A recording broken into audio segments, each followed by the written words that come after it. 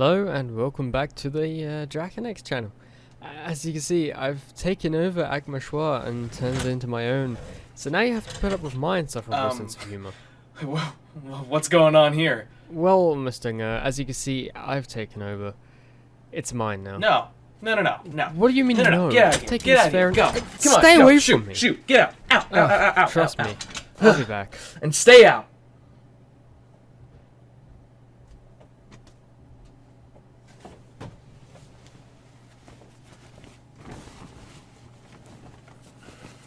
Anyway.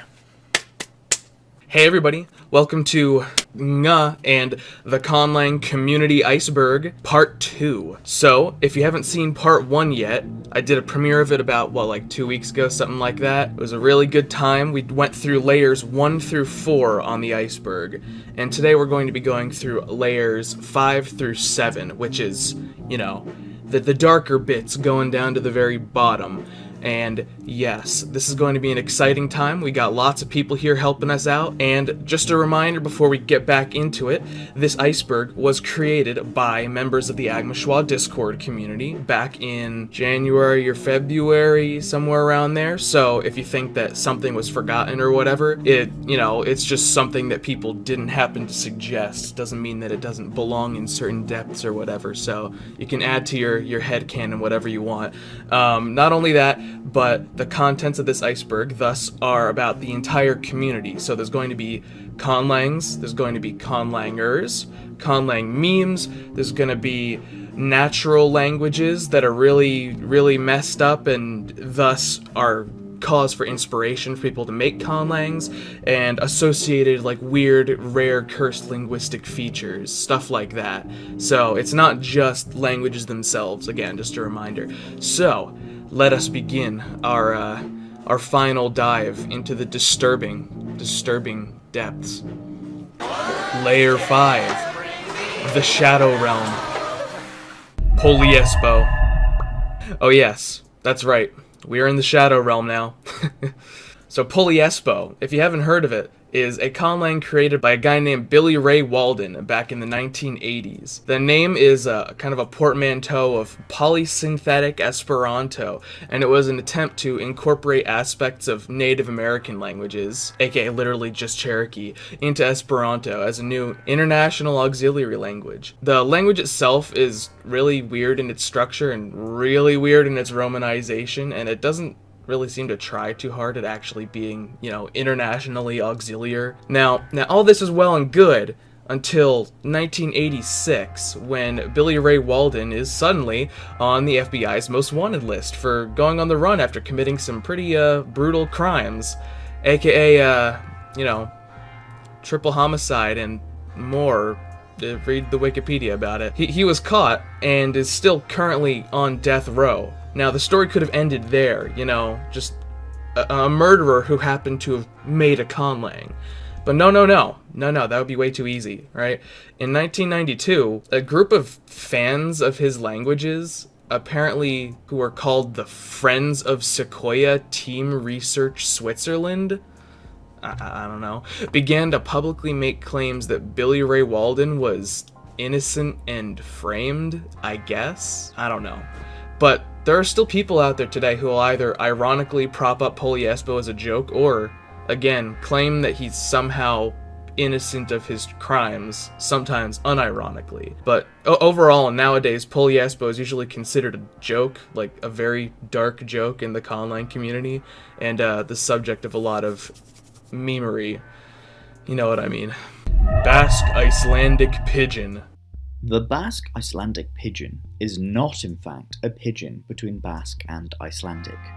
Rather, it is a pigeon of various European languages, like the conventional Spanish, French, and German, along with Basque, that was used by Basque whalers, who at some point did some work in Iceland, and thus whose pigeon is attested in a series of Icelandic manuscripts. But never let the truth get in the way of a good story. I know I certainly misunderstood this when I had first heard of it, and ploughed ahead and made a conlang in the form of a Basque-Icelandic mixed language. Rabid. Look at that. So again, since this iceberg was created by the Agma Schwa community, there's probably going to be a few more instances of my own stuff on here than there really should be, but it's here. Rabbit, I'd say, since it has to be on the iceberg, I'd say it fits here in level 5 in the Shadow Realm. Rabbit is a language created by me to fill the deep void in the universe that existed with the fact that the utterances of the Rabbids from Ubisoft's Raving Rabbids series were never codified into like a true conlang until I came around and heralded our world into a new era, one in which the Rabbid language exists. I showcased this in a beautiful video of mine, along with a glorious rendition of the Navy SEAL copy pasta in the tongue of the Rabbid. You should check it out. Lingua ignota. Lingua ignota is considered one of the oldest constructed languages, attested from the 12th century by the hand of St. Hildegard of Bingen. Its name is Latin for unknown language, which seems apt given as we're this far down the iceberg.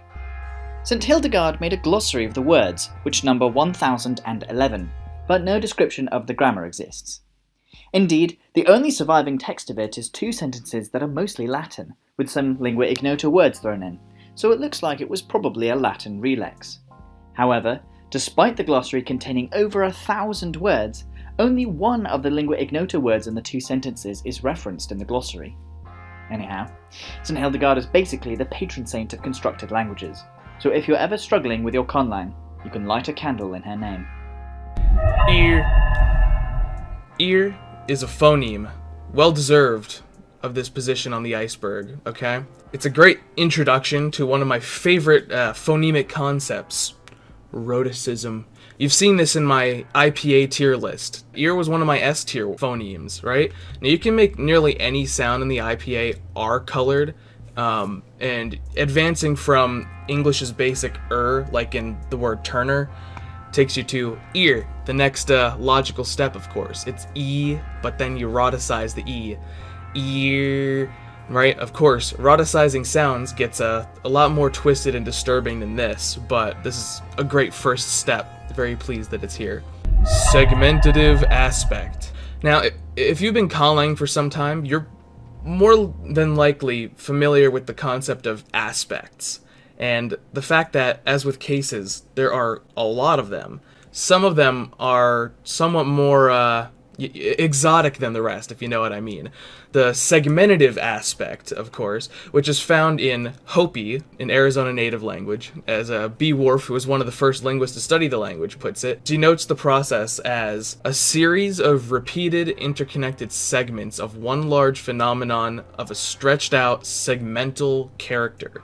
Now, what does that mean? I don't even really know fully. It's like some big brain moves going on in there. But when applied to verbs such as to form a sharp acute angle and to be notched, they become to zigzag and to be serrated, respectively. So it's kind of like forming something at a sharp acute angle, but zigzagging is like doing that over and over again.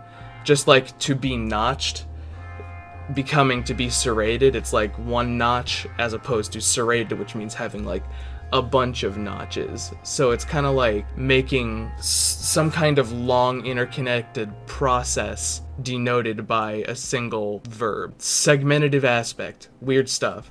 Strut. Strut. The evil arch nemesis of the Schwa. Disturbing. This was most likely put on the iceberg so low, and at all, for that matter, exclusively to troll me, as I, Agma, Schwa, am required to be morally against recognizing the existence of this phoneme, in quotation marks, my totally not ironic at all opinion. Strut should just be called the emphasized Schwa. Now, I know people are going to say, "There's a difference, you fool!" And to that, I say, reality is often disappointing. I'm not pronouncing that.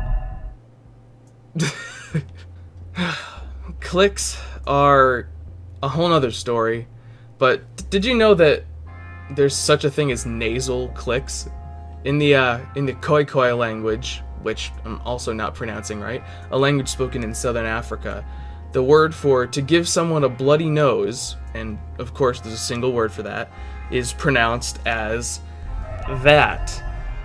I hope there's a recording for it somewhere on the internet, because no.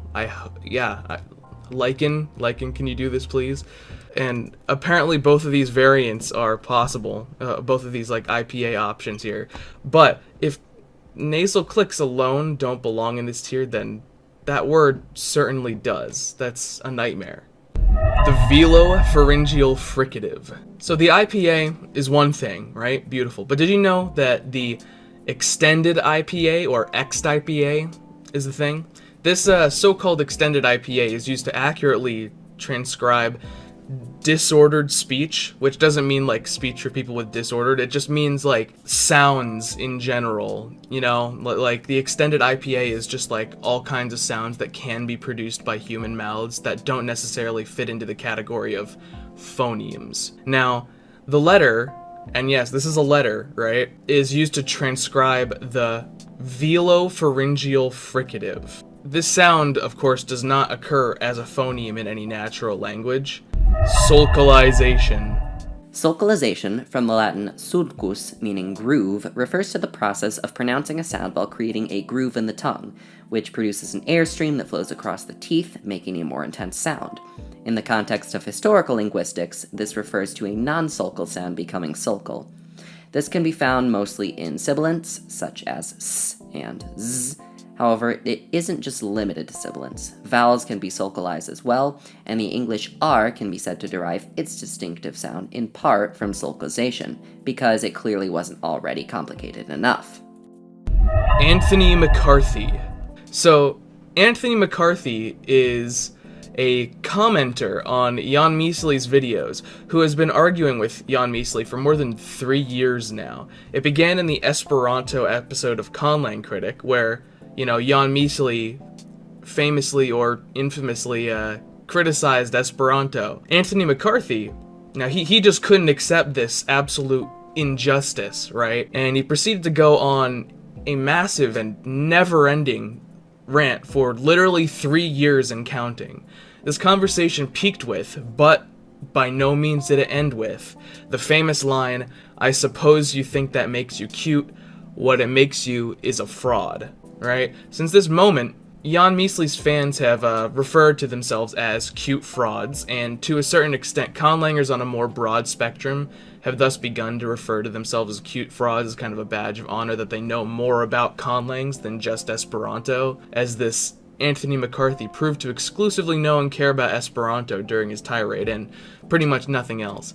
He's still going as far as I know. You can find the comment chain and his wild, prescriptivist, Rick Sanchez-brained insults towards strangers over the course of literal years. It's pretty funny. Hugh Rodick.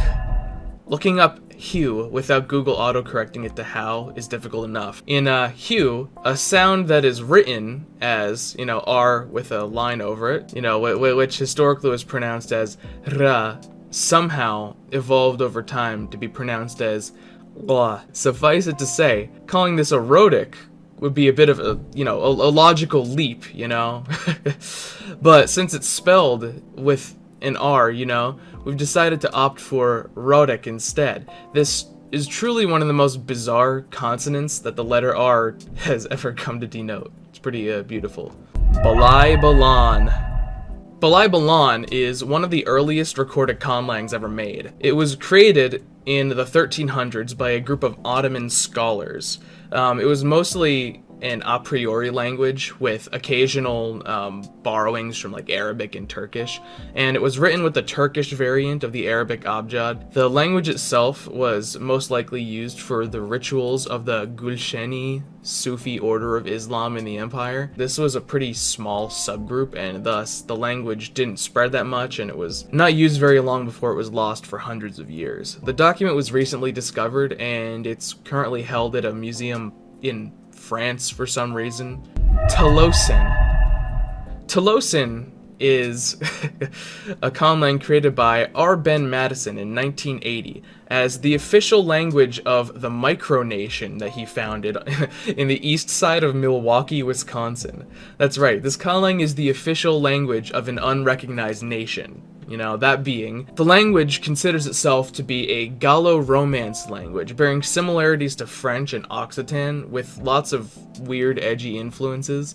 Now, this kingdom lays claim to not only its portion of Milwaukee, but an island off the coast of France, in addition to the entirety of the unclaimed portion of the Queen Maud land in Antarctica. So, no nations recognize this country or its language, but nevertheless, you could say, technically, that a large portion of Antarctica speaks a conlang as its official language.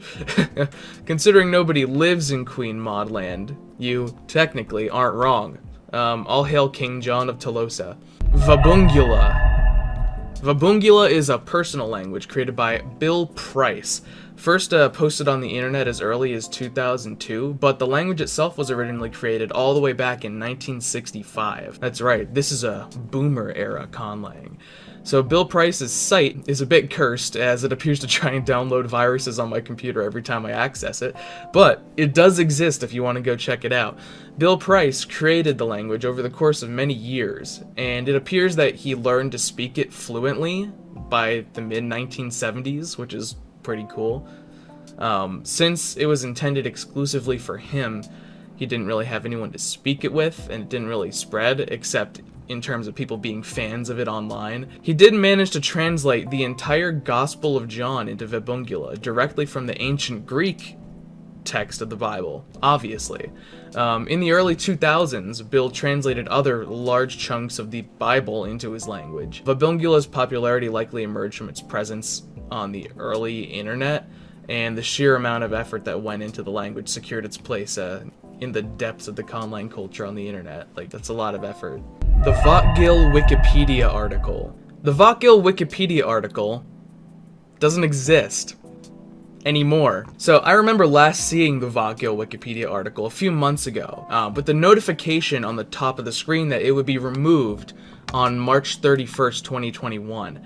I can't seem to find much evidence of its existence on the internet anymore, but I, and lots of other conlangers, definitely can attest to its existence. Now, the Wikipedia article didn't just randomly disappear. It was manually selected for removal because, as I remember from this Wikipedia notification, its information wasn't worth its own page and it would be subsumed into the page for constructed language. Now, the thing is, there are tons of conlangs that have their own articles on Wikipedia. This essentially means that there were haters of Vatgil who went out of their way to report the article to the Wikipedia moderators to have the article deleted on purpose. Now, what did the Vatgil article do to deserve such a treatment? Was it groups of trolls who were doing it as a joke to get it removed? I don't know. I'm sure there's a lot of lore behind it. But as of right now, there is no Vatgil Wikipedia article. Knopit. So, Tom Scott, who probably doesn't need an introduction, big boy YouTuber, once made a video on what counts as a word. Naturally, he started by dismembering most of the reasonably common definitions of the term word. The first such definition was the one according to which a word is everything between two spaces. He argued that, by definition, knopit would be a valid word. That part of the video, ever since, has served as the source for numerous clips and memes, including the famous Tom disintegrates at the thought of knopit. Knopit? C script. So C script, which stands for the Simplified English Alphabet Script, is an alphabet created by Punya Pranava Pasamardi with the aim of making English have good spelling. We all know how cursed English's spelling is, and we're going to get into that soon. So something like C script was bound to be created at some point. It's pretty cool. Sparai. Sparai is a conlang created by Kyrulius, posted on YouTube back in September of 2020. This language was created much earlier than this posting date, as the language is Kyrulius' first ever conlang. In the showcase video, Kyrulius presents how absolutely cursed and messed up the entire language was, going step by step along the way of taking the language and its orthography straight into kitchen sink chaos territory. A lot of people, including myself, found this video very relatable, like an example of what happens during someone's first ever attempt at making a conlang. It's pretty good. Welsh. Welsh is the first of 2 Celtic languages that ended up on this iceberg, which should be telling. Welsh is interesting. Its spelling, first of all, is counterintuitive to say the least. So like F is pronounced V, double F is pronounced F, double D is pronounced the, W is U, U is E, and Y is It's a choice. Since W and Y are vowels now, there are Welsh words which, by English standards, appear not to contain any vowels at all.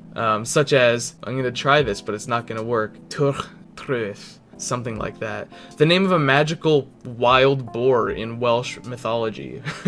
Additionally, Welsh has 4 voiceless sonorants. That's right, voiceless sonorants, like voiceless N, which is spelled NH. I can't even do like voiceless nasals, I'm sorry. And then you have an MH for the voiceless M, an NGH for the voiceless Ng, and then RH for the voiceless trill. As well as a double L to refer to isn't that just something cool? Also, Welsh has singulative. Look that up. Pmithki. Pmithki is a conlang showcased on YouTube all the way back in 2009 by a channel also called Pmithki. The video today has over 25,000 views, which is pretty good for a conlang showcase. This was one of the first conlang showcases to gain significant traffic on YouTube, if I am correct from my research. The video has a very distinctive style to it, but you should totally check it out to get a snapshot of conlang culture and aesthetics from back in the olden days of YouTube. Ætérnal.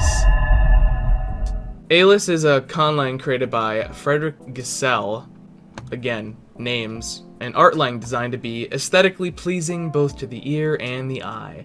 It claims to be equally difficult or equally easy for any speaker of any language to learn, because it claims to lack nouns, adjectives, verbs, adverbs, conjugations, inflections, declensions, tenses, word order, or basically anything else that normal languages have. Now, this is a really bold claim, considering all these elements are pretty innate pieces of what makes a language language. Now, are these claims true? Not really. The concepts of the building blocks of this language are just kind of defined from a different perspective, like you're looking at it from a different angle than how we normally look at languages, which is cool, but it doesn't make all those things not exist. It just kind of makes them different. You'll have to check it out on its site for yourself to judge it, because it's a really aesthetic website and it's a really aesthetic language, and you'll get to see some very, very nice looking writing, and it's cool. You should check it out. Kiliki. So Kiliki is a conlang created for an Indian movie called Bahubali in 2013. That movie is actually pretty popular, and thus kind of a fandom has arisen around this Kiliki conlang, especially in India, obviously.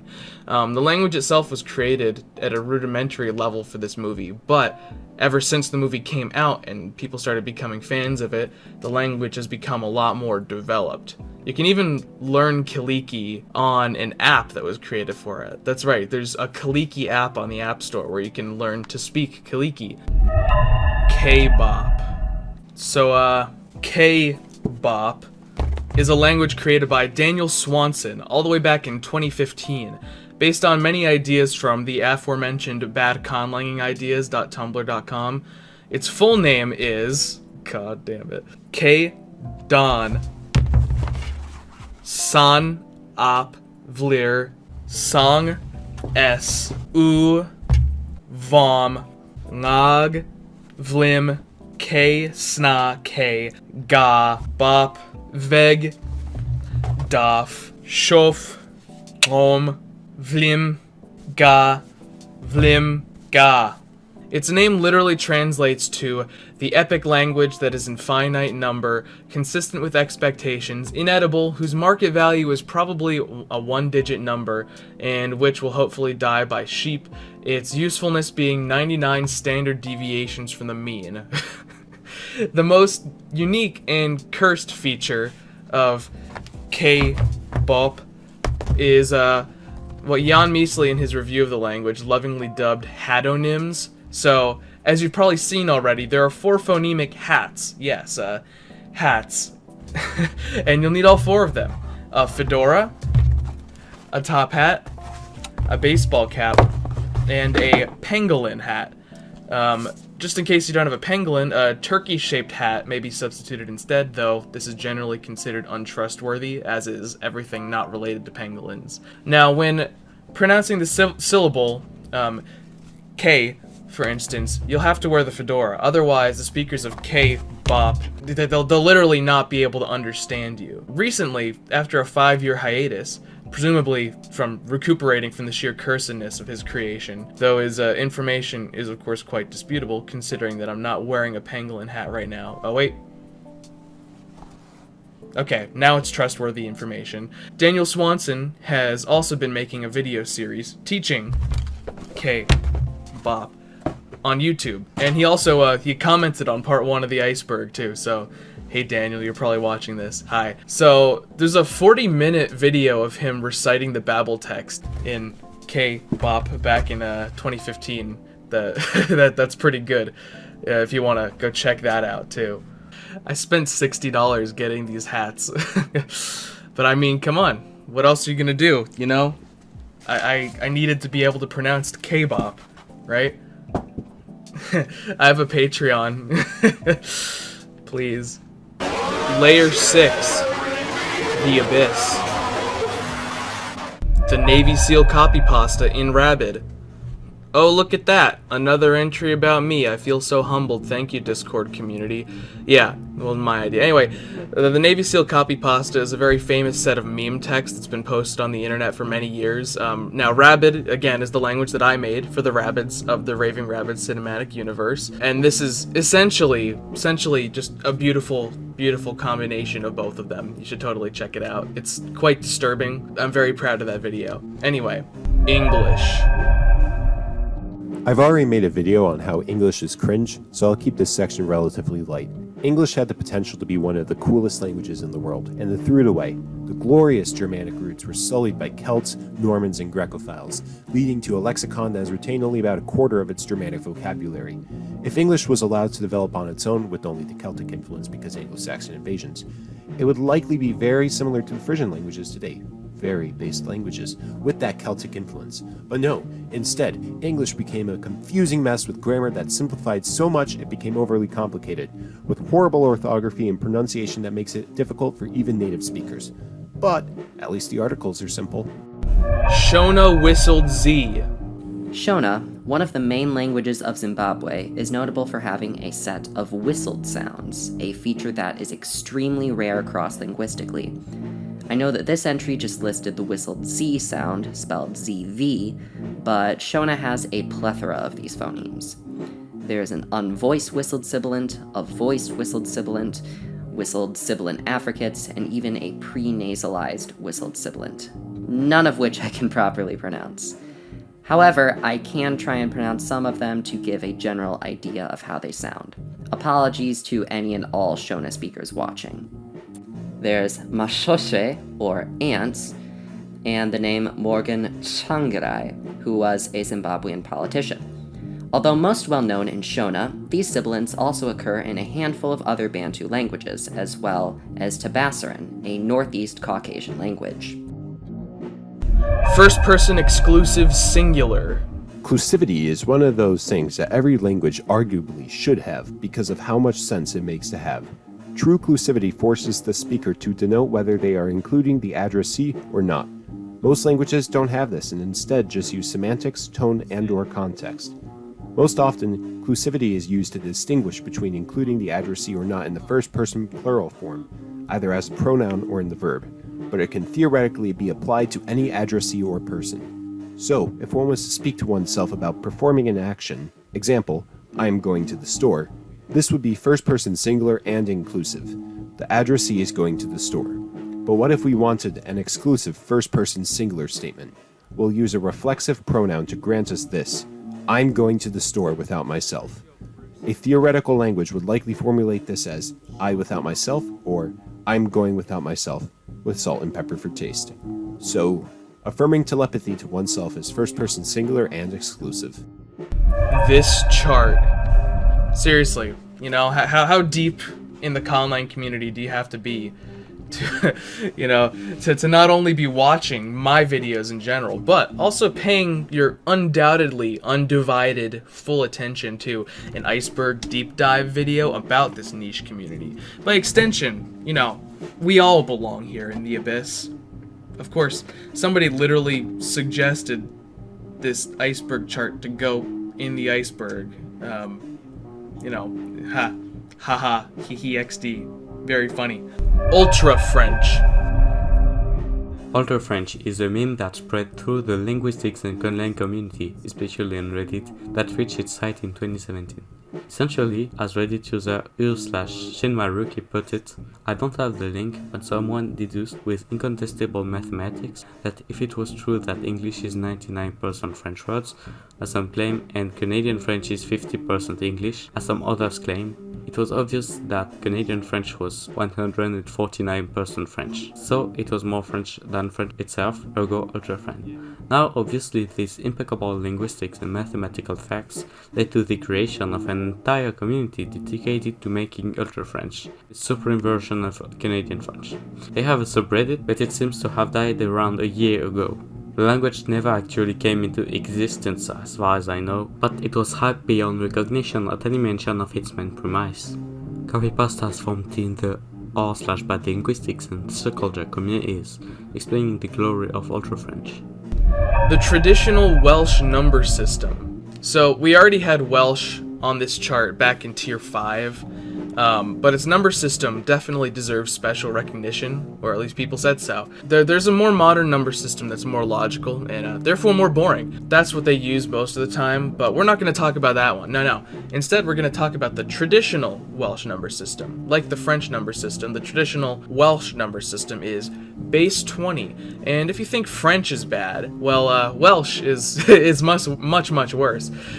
There are, of course, separate words for 1 to 10. 11 to 14 are relatively sensible and translate to 1 on 10, 3 on 10, 4 on 10, etc.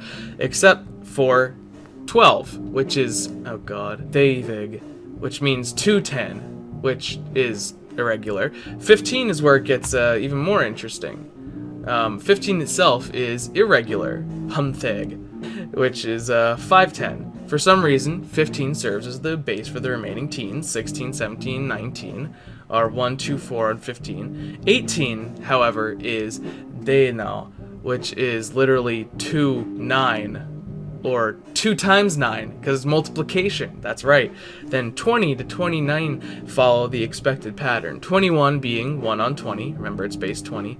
30, however, is 10 on 20.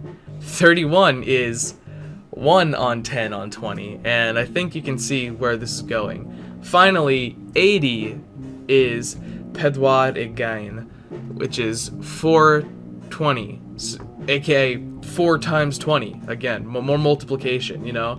So 98 is Denau at Pedwad again, which is 29 on 420.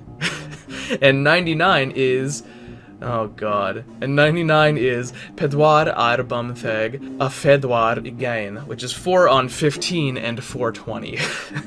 God, that's messed up. Sklu, aka serendipitous convergent linguistic evolution. We is a term coined by DJP during one of his live streams. While he was working on the personal pronouns for a language of his, he somehow managed to evolve a form of the first person plural pronoun that was pronounced we and spelt identically to English as we.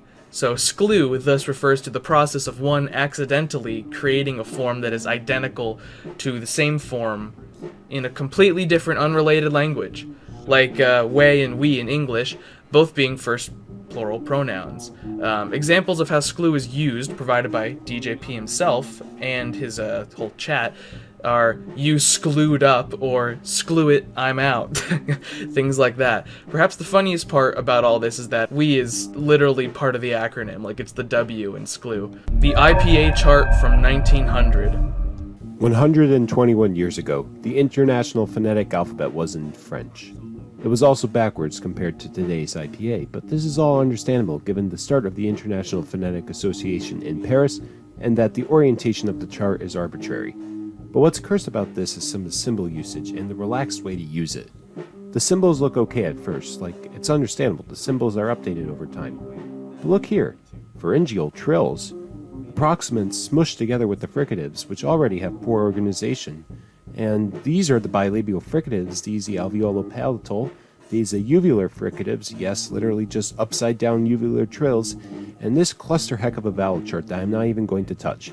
Thankfully, in this edition, the usage of this G to represent a voiced velar fricative was switched to the G with slash. The worst part about this chart, though, is the fact that the user basically has to figure it out by the notes that came with the chart, and that one was supposed to leave out everything self-evident for the language in discussion, which kind of defeats the purpose of an international phonetic alphabet.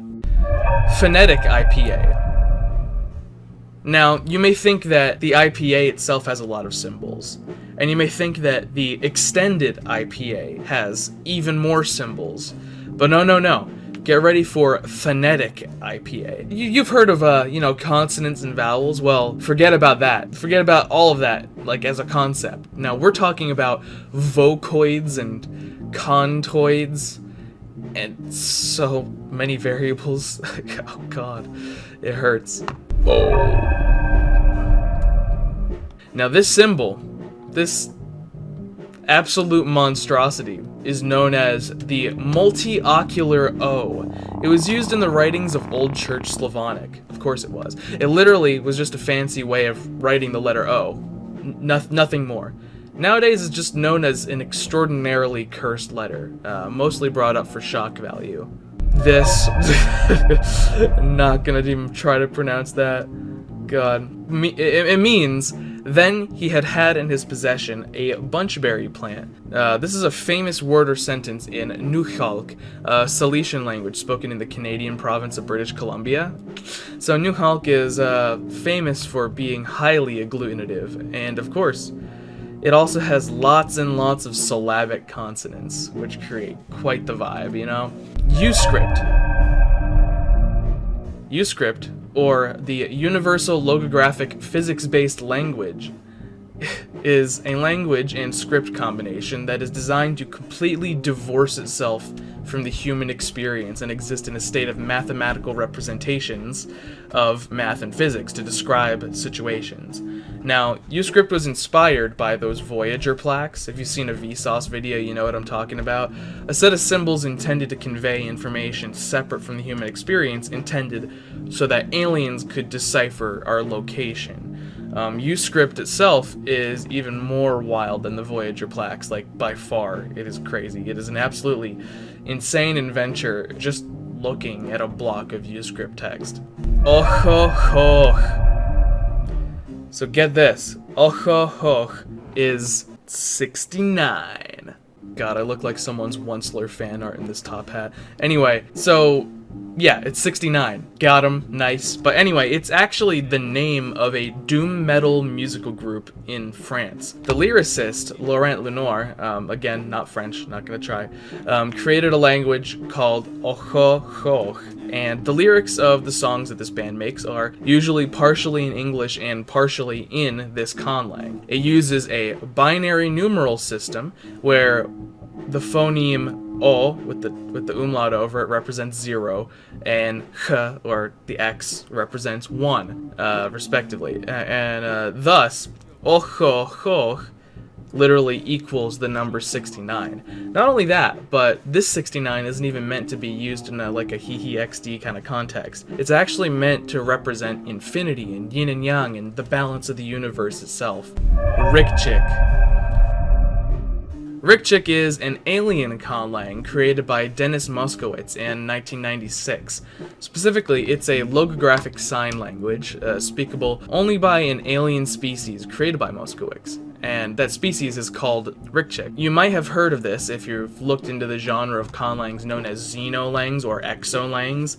The Rikchik sign language is communicated through the articulation of 7 small tentacles into many, many combinations of shapes that discern meaning. Thus, the language literally can't be replicated by humans, except for in a written form, if you draw it out. Now, the way its logographs are put together is also really weird. I don't have time to go into detail about everything about it, because the grammar and the lexemes are extremely complicated and really cool, and very deviant from natural languages as well. Either way, it's a very awesome and disturbing and impressive language. Old Irish. Old Irish is, well, an interesting language to say the least. These are the consonants of Old Irish, and these are the letters used to spell those consonants. Half of the consonants are palatalized, some of them we still don't quite know how to pronounce, and these are, well, yeah. Let's take a look at the spelling, shall we? The stops are spelled like this. And like this. Yes, there's 2 ways of spelling them because reasons, obviously. That's enough about the phonology. What do you mean vowels? Who cares about those? Moving on. Old Irish words have initial stress 50% of the time. Vowel reduction is also a thing, because of course it is, and as well as syncope. The Old Irish syncope rule states that every other vowel in every other non-final syllable is syncopated. See, very simple. Now, the real interesting part are the initial mutations. Initial mutations are regular pronunciation changes that affect the beginning of words under certain morphosyntactic contexts, and they are a feature of all Celtic languages. Old Irish has 3. First of which is lenition, which basically means softening. Nasalization is the next one. Nasalization means the consonant becomes more similar to a nasal. And finally, last and most arguably least, nasal aspiration. Aspiration just adds a H to the beginning of a word. Let's go back a bit, shall we? If we look at this slide, you'll see that we have an example of a word that causes lenition here, namely the possessive pronoun a, which means his and, well, causes lenition. On the next slide, we have the possessive pronoun a, which means their and causes nasalization. And finally, the possessive pronoun a, which means her and causes aspiration. If we go back again, you'll see that the spelling of these words doesn't change. Yes, mutations are not marked in spelling usually, because why would he ever want to mark pronunciation changes in spelling? Now that's just silly. Now, one last fun fact before I let you go.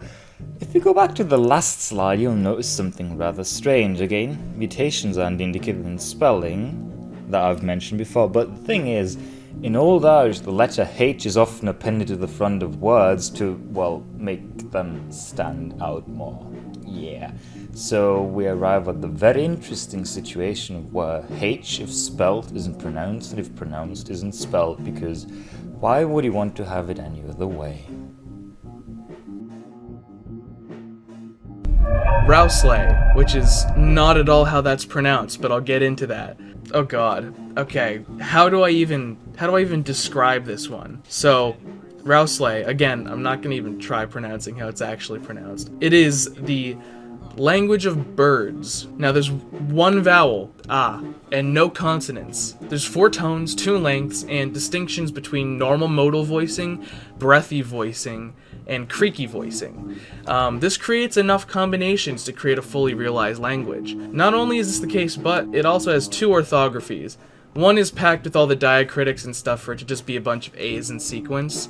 And there's one that looks much closer to French or something. It's just wild, the logic that went into justifying this version of the orthography. That's where, you know, what looks like Rousley comes from.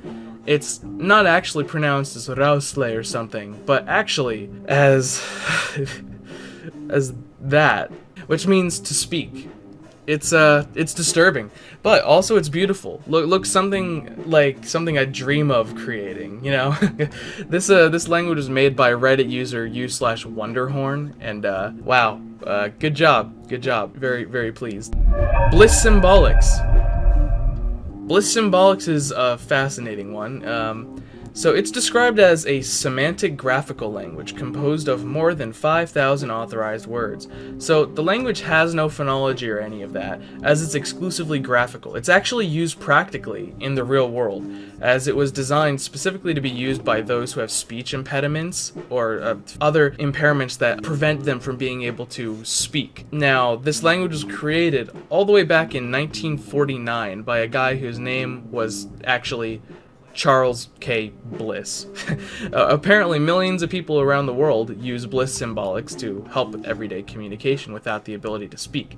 Now, that's actually pretty cool, and it's a nice happy twist down here at the bottom of layer 6 before we enter the final cursed layer of this iceberg.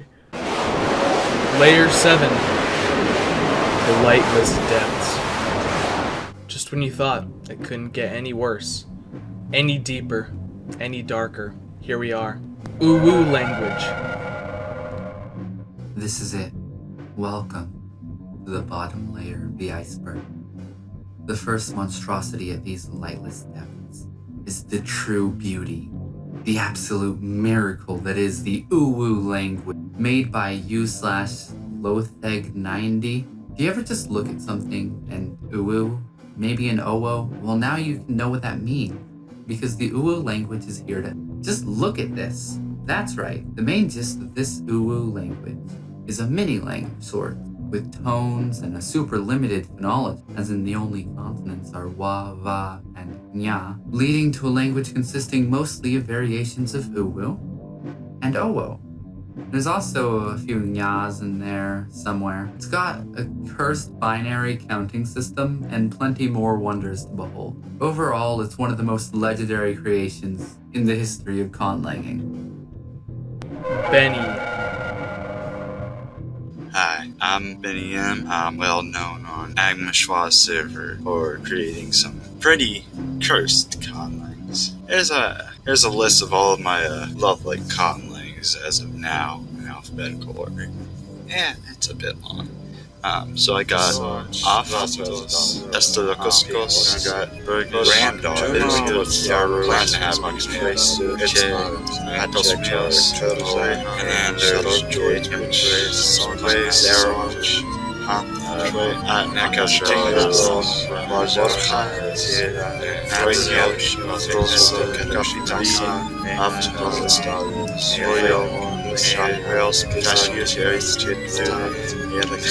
that was a bit showy. A good bit of the conlangs I've made are engineered langs. So yeah, why do I make such cursed conlangs? That's a question you might ask. I think it's just because I do what others just don't. Maybe it's just sadism or masochism or both. I don't know. Oh yeah, I did translate a sentence into some of my conlangs. It's the sentence, "He is going to the trees." I have it in Østerlocks is iate dorufos Bergisch is Hannes Bachmach Frotza Osvetsei de Klitoi Vetza Pezaiza Hein and Nadzert Husinbus Kozilze Poskongre Shawhevol Pos Ebo Hivohila Adaja. And then Takulish Gestipo Hobus Mike Kriha. It's a bit difficult.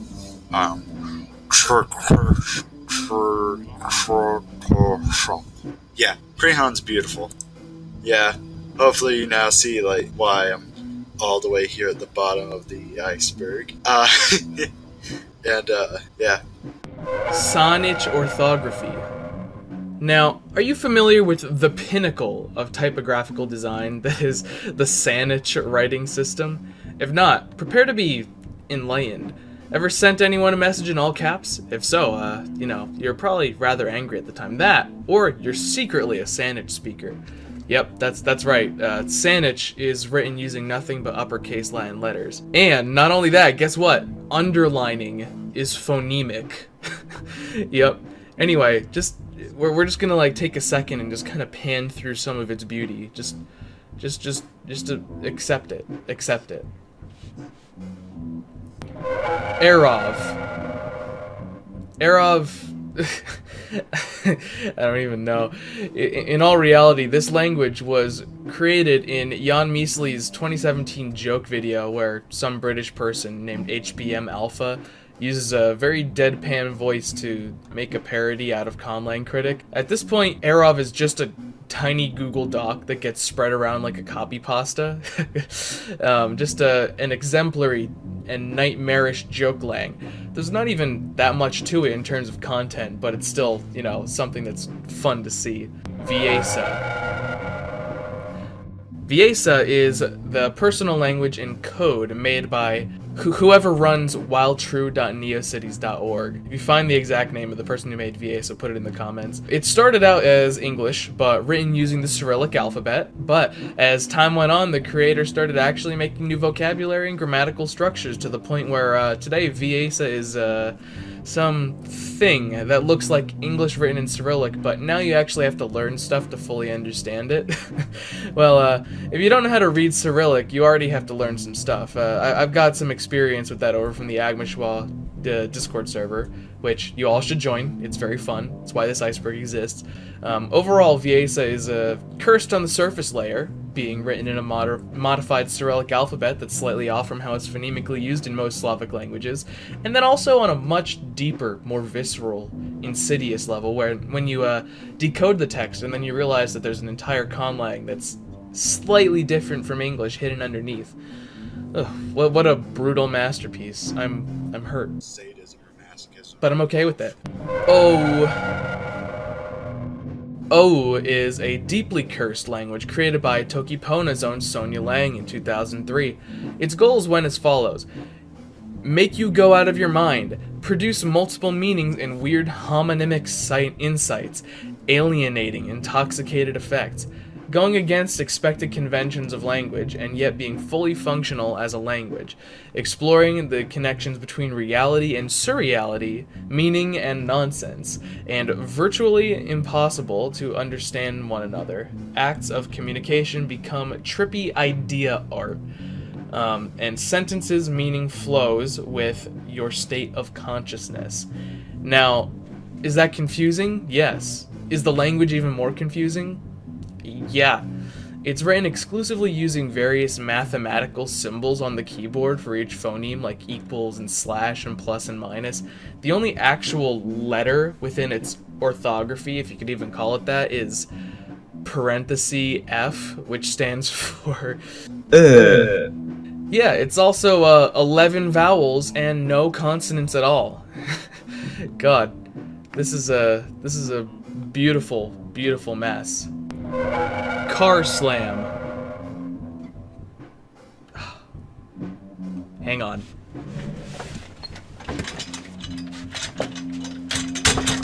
Told you it'd reappear. Let's get rid of this. This is much more my style. Autocorrect kinda sucks sometimes, especially when typing to others in your conlang. This most often leads to awkward situations when a word you mean looks like an existing word and autocorrects to that. Well, going back 6 years, a Reddit user, Destiny Jr., had enough. The solution? Carslam. Carslam is a language made completely of English words, but not in the way that you think. Each word is a cognate of a different English word. So, dog handy unwind texting dog bowl translates to we see our new roommates. Any normal person might come along and say, hey, I can do that pretty easily. But it's more complicated than it seems. Each noun must, for example, have a root, an accusative suffix which varies from root to root, a plural prefix, which is a normal English prefix, and the genitive suffix ed, if applicable, and otherwise a hyphenated word. And those are just for nouns. More rules exist, but those will be in the Reddit post in the source document. Because of this, the language can get super funky, but rather interesting sentences that make complete sense, just not in base English, such as, "Oh windy gloss bag, drinks are my job. We were really scared. The others have some food. Dirt slim calf slam, do you speak our words?" And oh you alcohol does not treat you well.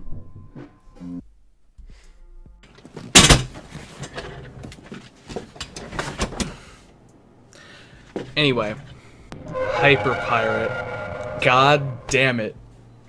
God damn it. Of course there's Hyper Pirate on here. Okay. Finally, at the very bottom, of course, is Hyper Pirate, right? Oh god. To be honest, the only reason why this is so high up on the iceberg is because we ran out of space. It's the conlang to end all conlangs, according to Ætérnal, and yet another creation that was devised by the beautiful minds of myself and Ætérnal, mostly Ætérnal in this case.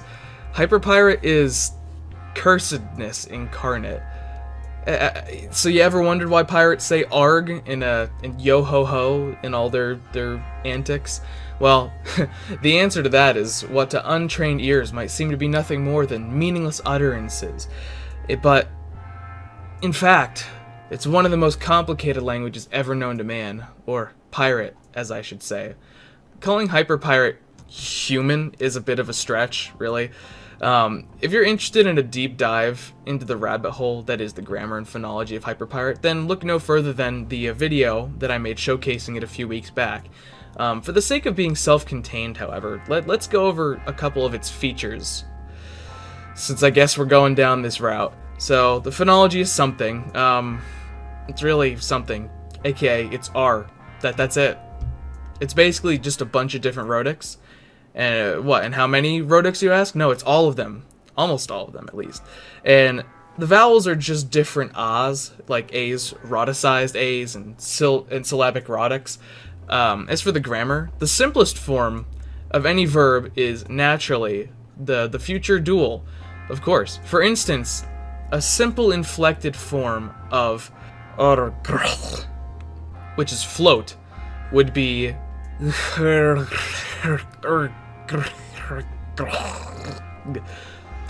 which means the two of them will float, okay? Now, if you want to say they float, the verb form you'll need is going to be a bit longer, right? Written like this, and it says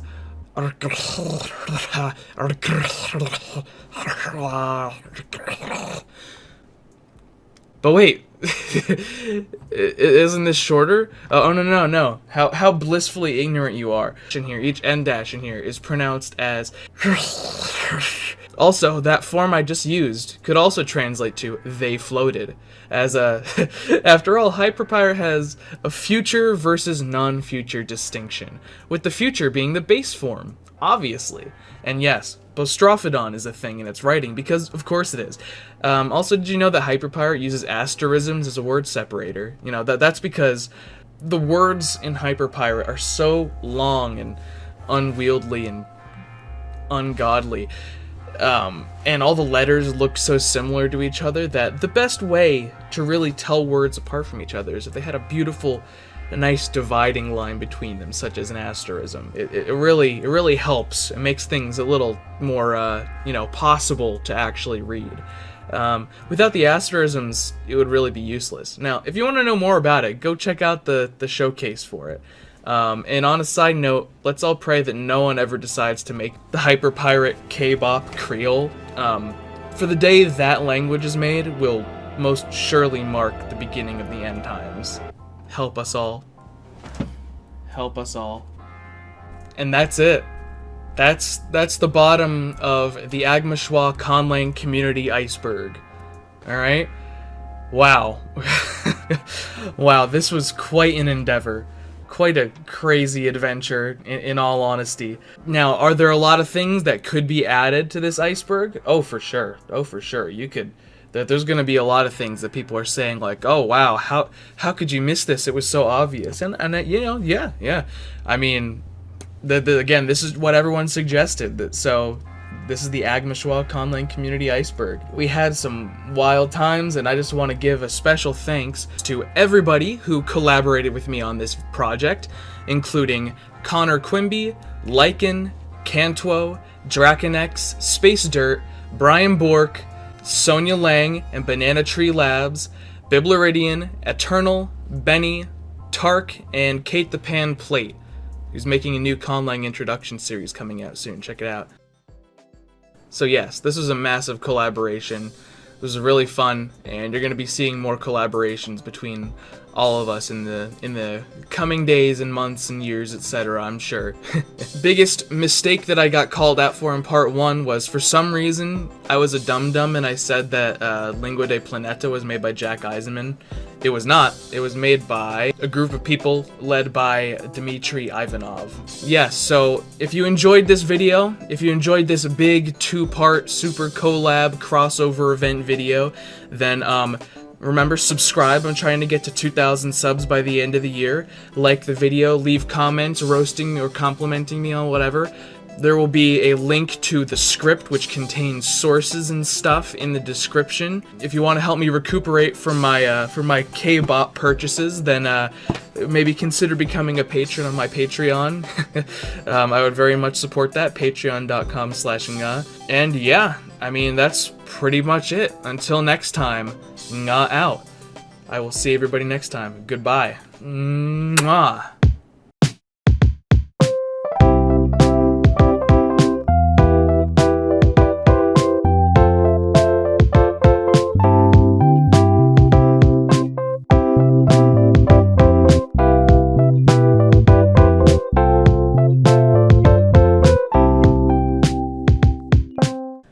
Bad?